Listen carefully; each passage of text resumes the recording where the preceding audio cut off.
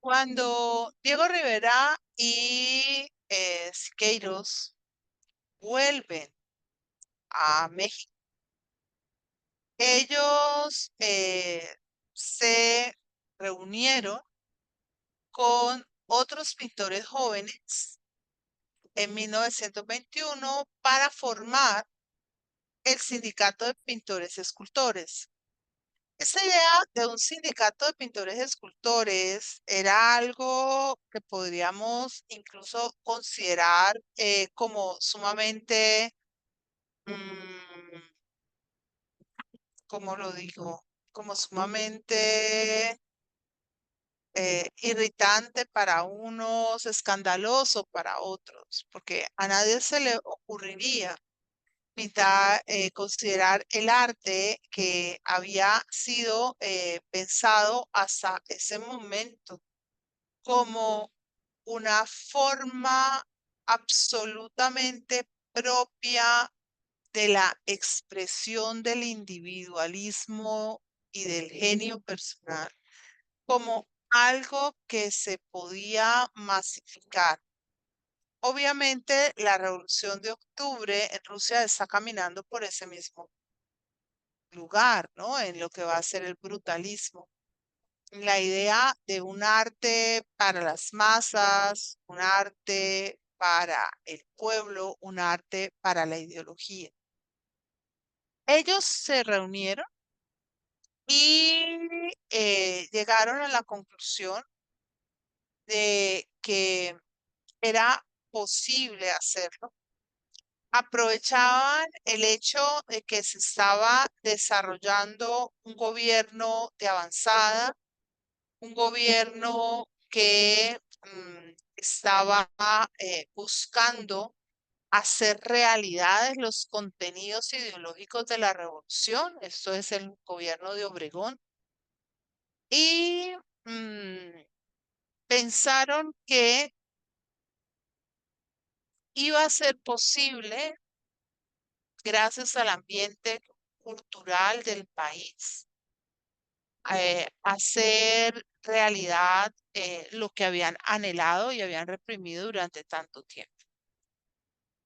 Mm, el sindicato nace con un manifiesto de 1922, que traía esos contenidos políticos e ideológicos como algo sumamente fuerte y que fue firmado por todos los artistas agrupados. El manifiesto se apoyaba en los valores de nuestra raza, especialmente en lo indio, para exaltar su peculiar talento para crear belleza y consideraba su tradición como nuestra posesión más grande. Es decir, suponía una nueva estética, una estética que conectaba con lo prehispánico y que era sumamente revolucionaria, contestataria. Y hablaba de la socialización del arte y de borrar las formas propias del individualismo que eran tan pertenecientes a la burguesía. Repudiaban la pintura de Caballete, que era la pintura que habían practicado ellos mismos en Europa, y glorificaban el arte monumental por ser un arte de propiedad pública.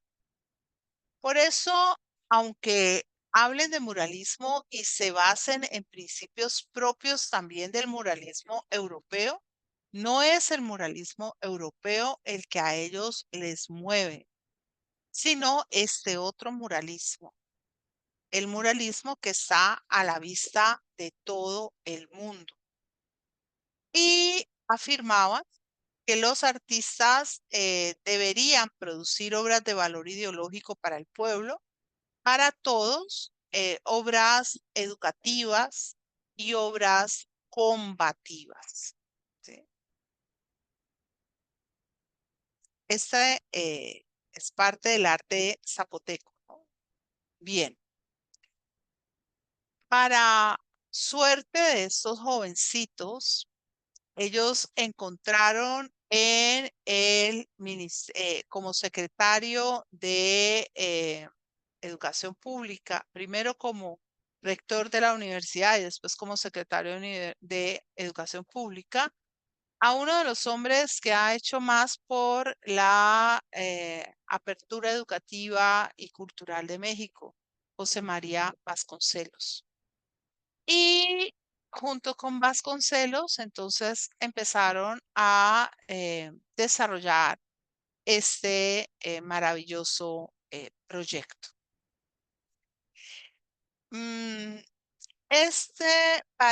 para este momento, lo primero que hemos de decir es que el arte que ellos van a hacer es como el arte latinoamericano de todos los inicios del siglo XX, un arte que está muy influenciado por los movimientos políticos de la centuria y especialmente muy tocado por los objetivos de democratización y de transformación propios de la Revolución Mexicana.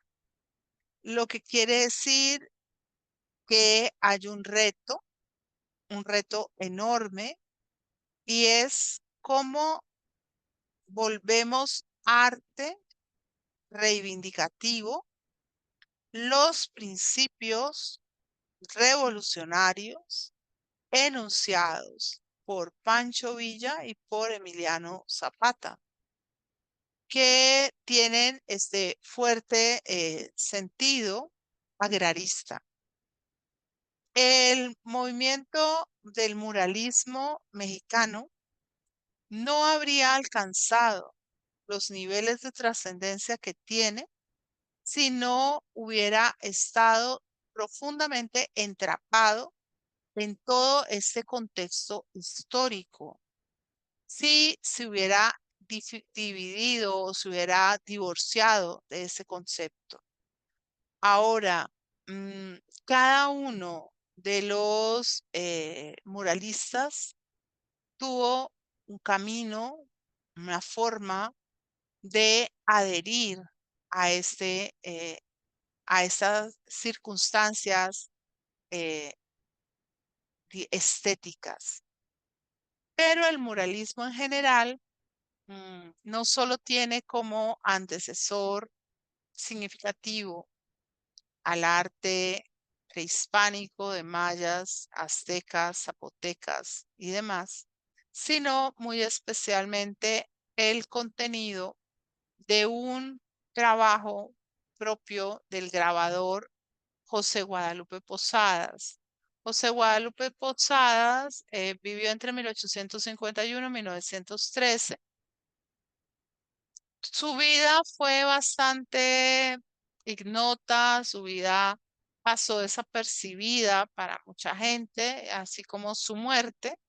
Y su obra, digamos que en el momento en que Guadalupe Posada vivió, no fue muy representativa o muy significativa. Sin embargo, José Guadalupe Posada influyó muy especialmente en estos jóvenes, en Siqueiros, en Rivera, en Orozco, y sin proponérselo él, porque no se lo podía haber propuesto, marcó un derrotero trascendental para México en su arte. Posadas fue autodidacta. Él trabajó fundamentalmente grabado. Fue un hombre al que le tocó luchar muy duro por su arte, empezando por su familia, que no estaba para nada de acuerdo con que él se dedicara a esto. Y finalmente su papá le permitió, porque en esa época eran los padres los que decidían el futuro de sus hijos totalmente. Si el padre no daba permiso, al muchacho no le daban trabajo. Y él pudo ingresar a los 16 años en el taller profesional de Trinidad Pedroso, con quien aprendió la litografía y el grabado. En esos primeros años ya él muestra una enorme habilidad, una gran facilidad para el trabajo de la imagen visual y sobre todo de la caricatura. La caricatura es muy poderosa y se ha vuelto el medio crítico clave para lograr impactar las mentes de las personas y crear consenso, porque no todo el mundo es tan versado como para entender un ensayo o un editorial, pero el común de la gente puede ver una imagen y saber su sentido. Entonces, él, gracias a esa habilidad con la caricatura, se introdujo en el mundo del periodismo y de la prensa gráfica y pudo publicar sus primeras viñetas. Esto en un periódico de opinión llamado El Jicote.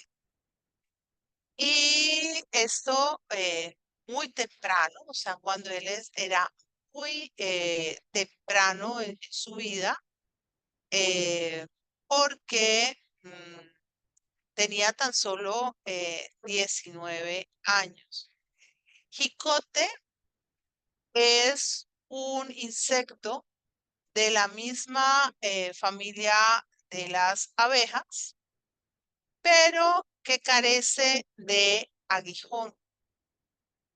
eh, y tiene un cuerpo grande y grueso de color negro. Nosotros, creo y pienso que no me equivoco, eh, lo llamaríamos, yo creo que lo llamamos, que es el mismo abejorro que nosotros conocemos. Bien, él sigue enfrentando la animadversión de su familia porque no está muy de acuerdo con esta actividad, que es muy bohemia, que bebe mucho, y lo van, digamos, a presionar hasta que él logra obtener el puesto de maestro en una de litografía en la Escuela Preparatoria de León. Y va, digamos, a vivir allí, ahí se había trasladado en 1871, fue profesor de litografía durante 5 años, pero durante estos años también se ocupó de producir varias litografías, varios carteles, varias imágenes, sobre todo imágenes religiosas. Aquí están viendo ustedes algunos de los dibujos más populares y más importantes de José Guadalupe Posadas. Quizás el más significativo de todos sus dibujos es este, la famosa Catrina o calavera garbancera. Se llaman calaveras garbanceras porque los vendedores de garbanzos en los mercados eh, eran gentes por lo general muy humildes, pero se gastaban todos sus recursos en adornarse y en vestirse muy elegantemente. Entonces, como una sátira a esas personas que, careciendo de recursos económicos, gastan tanto de su dinero en buscar e engalanarse, se les dio el nombre de calaveras garbanceras a estas que iban muy ornamentadas, en este caso la Catrina, con sus sombreros. Catrines, Catrinas, el nombre que se les daba en México a los señoritos de muy buena familia o las personas de sociedad muy encumbrada que se vestían según la usanza europea. Cuando llegó la revolución, parte del influjo revolucionario estuvo en una transformación de la ropa. Las personas dejaron de vestirse al modo europeo y empezaron a asumir las ropas de la tierra, las ropas más indígenas. Todo esto dentro de una contradicción profunda en términos de que la segregación a los indígenas siguió siendo algo muy real hasta ahora, ¿no? Entonces ha habido siempre esa contradicción en México de, sí, de vestirnos con el huipil y la ropa propia del indígena, pero al mismo tiempo la dificultad de la interacción con los indígenas. Bien, mm, eh, ya entonces en esta época de Guanajuato, pues él imprime más imágenes religiosas, pero yo no puse las imágenes religiosas porque realmente no era lo que me interesaba más hacer alusión a esta parte de la obra porque esta es la parte de la obra que va a trascender en el mismo sentimiento del muralismo, porque el muralismo ciertamente va a buscar hacer una manifestación de unos ideales, pero también va a tener un cierto colorario propio de esa identidad que tiene que ver con la articulación que se logra en estas imágenes, de retomar conceptos muy antiguos, muy propios de la civilización, de la cultura mexicana autóctona, con los conceptos contemporáneos o con los conceptos de la sociedad actual en un nivel de crítica que también está allí y es muy agudo. Bien. Mm, pero sigamos un poco con Guadalupe. Posadas, hay parte de esto, yo se los comento y se los comparto, pues yo voy a aprovechar que estoy viendo el muralismo para ampliar cositas que me parecen muy bellas o muy interesantes y que no siempre se ven. Bien, en 1888 hubo una serie de inundaciones muy serias en la ciudad de León y Guadalupe Posadas se trasladó a la Ciudad de México. Ahí muy rápidamente le llueven ofertas de trabajo de muy diversas editoriales, porque es que es muy bueno. Mm, entre ellas la de Irineo Paz. Y allí empieza a trabajar para muy distintos periódicos. Periódicos como La Patria Ilustrada, La Revista de México, El Ahuizote, El Nuevo Siglo, Gil Blas, El Hijo del Ahuizote, ¿sí? Un minuto. Es que necesito, quería mirar aquí el aguizote para ver qué es exactamente, porque estos, bueno, es un animal acuático. Ah, yo sí lo había buscado, es el oxolotl, el mismo animalito, ese pececito que uno puede encontrar en el cuento de Cortázar. Em, sí, es un animal acuático y que se usa para hacer, digamos, sátira en este caso.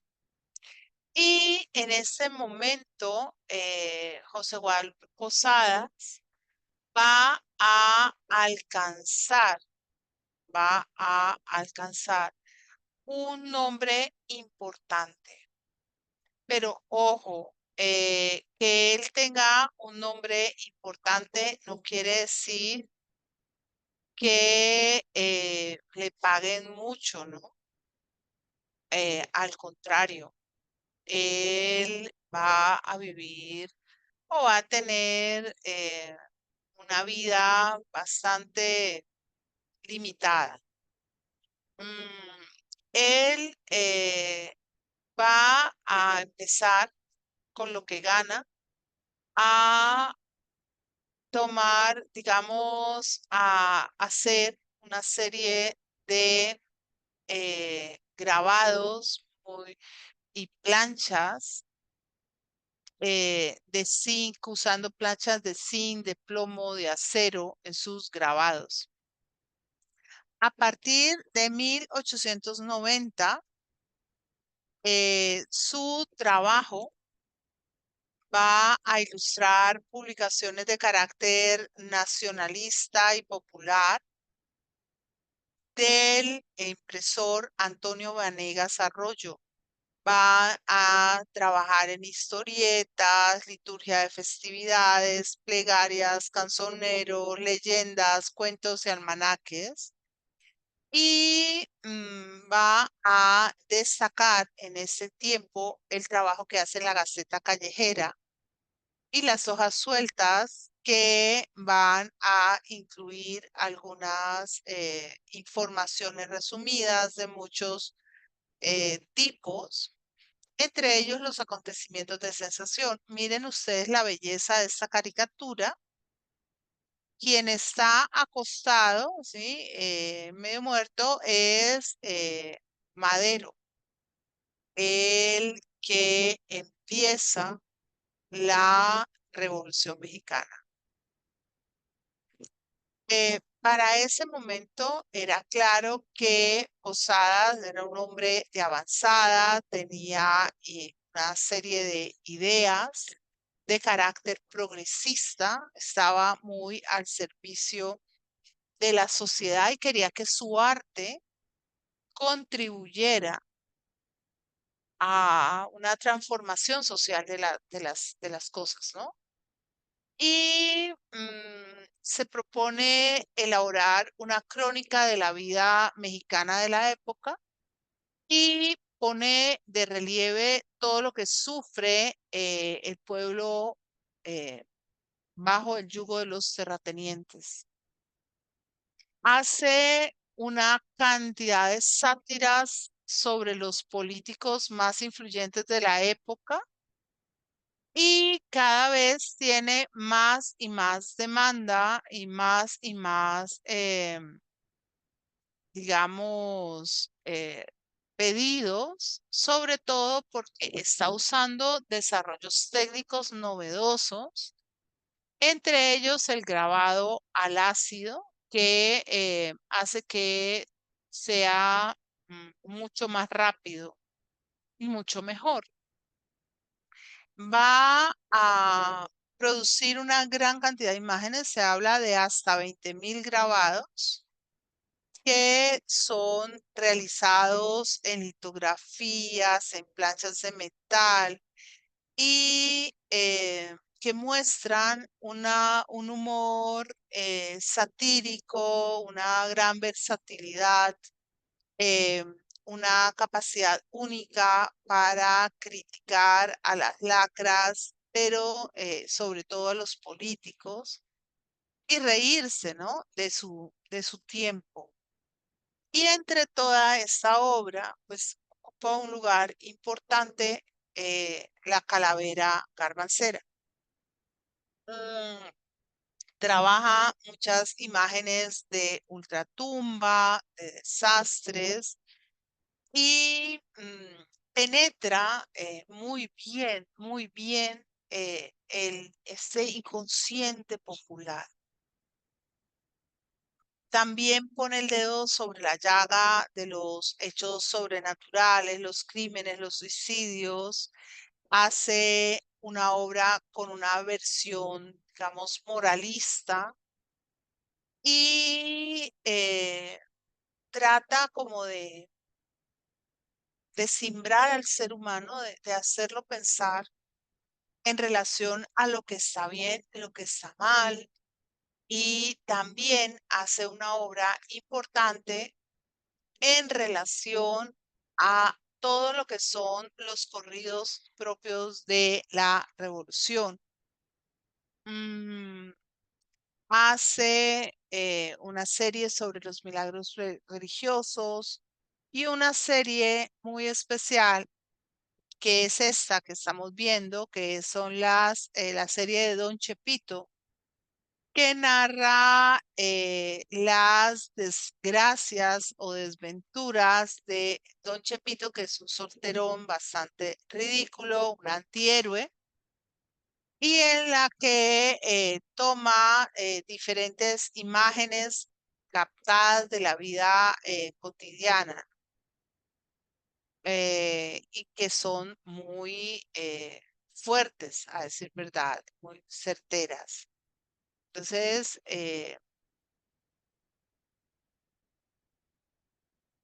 todo el tiempo